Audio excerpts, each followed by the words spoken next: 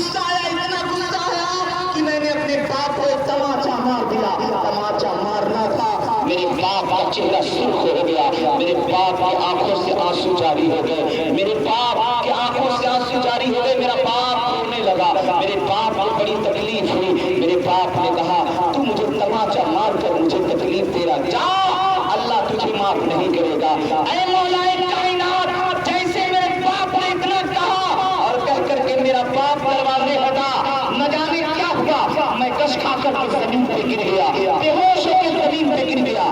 گرنا تھا، جب ہوش میں آیا میں اٹھ رہا ہوں تو میرا ایک پیر کام ہی نہیں کر رہا ہے، میرا ایک ہاتھ جس سے میں نے اپنے باپ کو تماچا مارا تھا اس ہاتھ میں طاقت نہیں لگ رہی ہے، نہ وہ ہاتھ کام کر رہا ہے، نہ اس ہاتھ کے سامنے والا پیر کام کر رہا ہے، نہ میرا بدن کا آدھا حصہ کام کر رہا ہے، نہ میری ایک آنکھ کام کر رہی ہے، نہ میرا ایک کان کام کر رہا ہے، یعنی میں ایک آنکھ کا اندھا، ایک کان کا بہرا، ایک ہاتھ کا لولا، ایک پیر کا لنگڑا ہو چکا تھا، بالکل میرا آدھا دھڑ کام نہیں کر رہا ہے۔ میں رونے چلانے لگا، ہو کیا گیا ہے؟ میرا باپ ناراض ہو کر کے چلا گیا، میں کسی طرح کھانے کعبہ پہنچا اور اے اللہ کے پیارے نبی کے پیارے نائب، اے مولا کائنات، میں کھانے کعبہ کو پکڑ کر کے رونے چلانے لگا۔ کئی دن تک اسی حالت میں گزر گیا، نہ میں کھا رہا تھا نہ پی رہا تھا نہ کہیں جا رہا تھا، بس کھانے کعبہ کو پکڑ پکڑ کر رو رہا تھا۔ ایک دن ایسا ہوا میں اسی طرح کھانے کعبہ کو پکڑ کر رو رہا ہوں، ایک اللہ کا بندہ آیا، کہا اے نوجوان کیوں رو رہا ہے؟ کہا میں نے اپنے باپ کو تکلیف دی تھی، انہی ہاتھوں سے میں نے اپنے باپ کو مار دیا تھا، تماچا مار دیا تھا۔ میں آ کر کے خانے کعبہ کی دیوار پکڑ کر رو رہا ہوں، اسی دل سے اللہ کا عذاب ہوا ہے، ایک ہاتھ ایک پیر ایک کان ایک آنکھ میرا کام نہیں کر رہا ہے، میں اسی دل سے رو رہا ہوں۔ اس اللہ کے بندے نے کہا اے نادان، تو قیامت تک دیوار کعبہ کو پکڑ کر روتا رہے گا، اللہ تجھے معاف نہیں کرے گا، کیونکہ تو نے اپنے باپ کو بلا دیا ہے، اپنے باپ کو تماچا مارا ہے۔ جا اپنے گھر واپس چلا جا، جا یہ دیوار کعبہ پکڑنے سے پہلے، ایک کی بارگاہ میں رونے سے پہلے، اللہ کی بارگاہ میں گریہ وزاری کرنے سے پہلے کھانے کعبہ میں مت رو، مسجد حرام میں مت رو، اگر رونا ہے تو گھر چلا جا، جس باپ کو تو نے تماچا مارا ہے اس باپ کے قدموں پہ گر جا، باپ کے قدم کو پکڑ کر اپنے باپ کے قدموں کو مت چھوڑ اور رونا شروع کر دینا، اپنے باپ کو کہہ دینا میرا باپ جب تک تو معاف نہیں کرے گا میں تیرے قدم کو نہیں چھوڑوں گا، یہ سمجھ میں قیامت تک ہوتا رہ جائے گا، اللہ تجھے معاف نہیں کرے گا، لیکن جب تیرا باپ تجھے معاف کر دے گا پروردگار تجھے معاف کرے گا۔ بے شک سبحان اللہ۔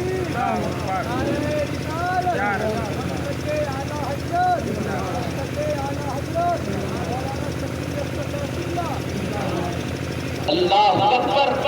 اے مولا کائنات، جیسے اس اللہ والے نے مجھے سمجھایا، میں سواری پہ بیٹھا سیدھے اپنے باپ کے پاس گیا اور جانے کے بعد باپ کے قدموں پہ گر گیا، دونوں پیروں کو پکڑ لیا، رونے لگا، ایک ہاتھ تو کام ہی نہیں کر رہا تھا۔ باپ نے سر کو نیچے جھکایا، دیکھا بیٹا گرا ہوا ہے، میرے باپ نے مجھے سینے سے لگا لیا، کہا میرے لال کیا ہوا، تجھے کیوں رو رہا ہے؟ کہا ابا جان میری حالت نہیں دیکھ رہے ہیں۔ کہا بیٹا کیا؟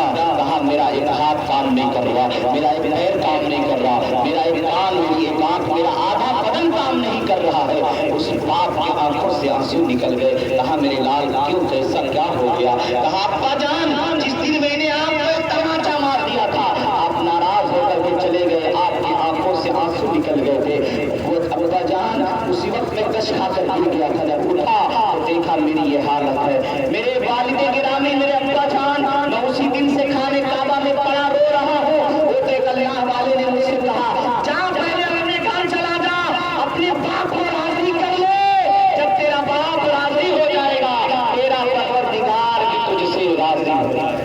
ابا جان مجھے معاف کر دیں، ابا جان مجھے معاف کر دیں۔ باپ کی آنکھوں سے آنسو گر گئے، کہا میرے لال میرے ہوتے ہوئے تجھے تکلیف ہو جائے گی، مجھے برداشت نہیں ہے، میرے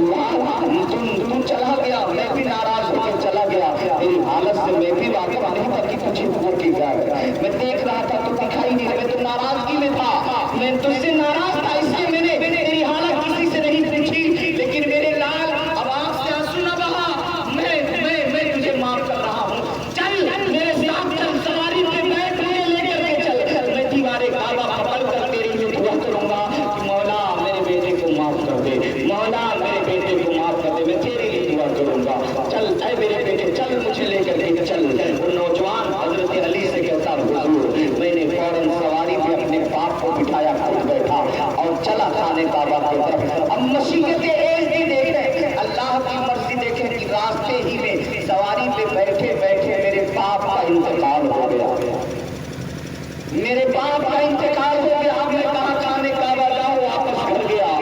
باپ کی تجویز و تلقین کے بعد پھر میں خانے کعبہ میں آ گیا ہوں، تب سے آنسو بہا رہا ہوں۔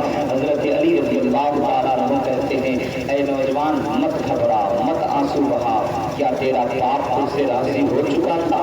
کہا ہاں میرے باپ تجھ سے راضی ہو گئے تو ان کے بھی آنکھ سے آنسو نکل گئے تھے کہ میرے بیٹے پہ ایسا اللہ کا عذاب نازل ہو گیا۔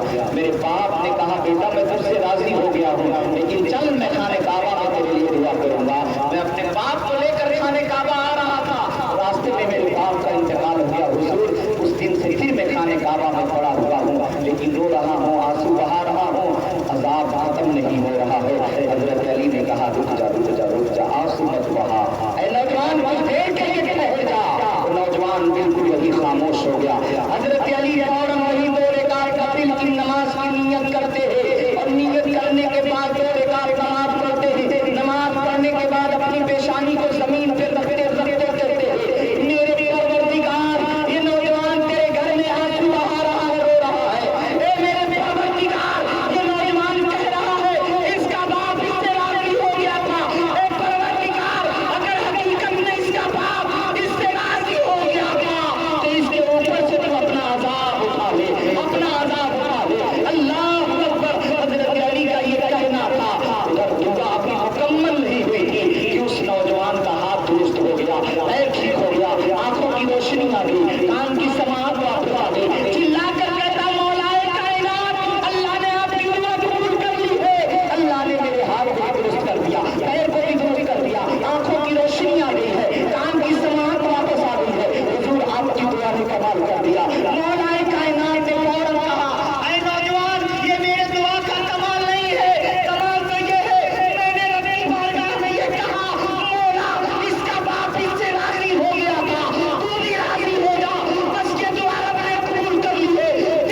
اللہ تجھے معاف نہیں کرتا، تجھے معاف اس لیے کیا کہ تیرا باپ اس سے راضی ہو گیا۔ بے شک سبحان اللہ۔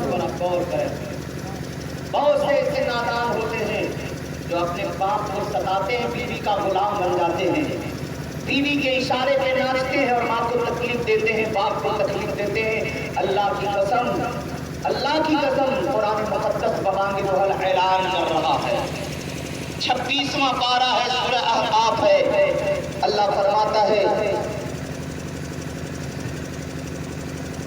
وَبِالْوَالِدَيْنِ إِحْسَانًا، اللہ فرماتا ہے، اللہ خود ارشاد فرماتا سورہ احقاف کے اندر کہ ہم نے انسان کو وصیت کی کہ اپنے ماں باپ کے ساتھ حسن سلوک کرے، ماں باپ کے ساتھ اچھا برتاؤ کرے۔ کون سی ماں؟ اللہ خود ماں کا تذکرہ بھی کر رہا ہے، ماں کے بارے میں بتا بھی رہا ہے، اور کس انداز میں بتا رہا ہے؟ اللہ فرماتا حملتہ امہ کرہا ووضعتہ کرہا، اللہ فرماتا حملتہ امہ کرہا، اس کی ماں تکلیف کے ساتھ اسے اٹھائے رکھی۔ آیت میں گہرائی میں جائے نا تو بہت کچھ اس میں ہے۔ اللہ فرماتا ہے حملتہ امہ کرہا، اس کی ماں تکلیف کے ساتھ اٹھائے رکھی۔ کیا مطلب؟ جو لوگ باپ بن چکے ہیں اس بات کو اچھے طریقے سے سمجھ سکتے ہیں۔ جو نوجوان اپنے باپ سے پیار نہیں کرتا، ماں سے پیار نہیں کرتا، اگر وہ باپ بن گیا، اگر وہ باپ بن گیا تو اس بات کو بڑے اچھے انداز میں اس طریقے سے سمجھ سکتا۔ کہ اللہ فرماتا حملتہ امہ کرہا، اس کی ماں تکلیف کے ساتھ اسے اٹھائی رکھی۔ یعنی جب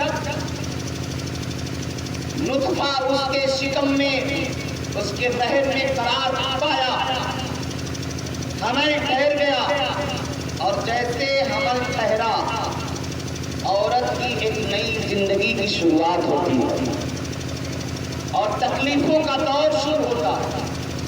کتنے لوگ تو میرے پاس آتے ہیں، کہتے ہیں حضور مولانا صاحب، حضرت قاری صاحب میری بیوی حمل سے ہے، تو حضور میری بیوی کو دقت شروع ہوئی، کہا کیا؟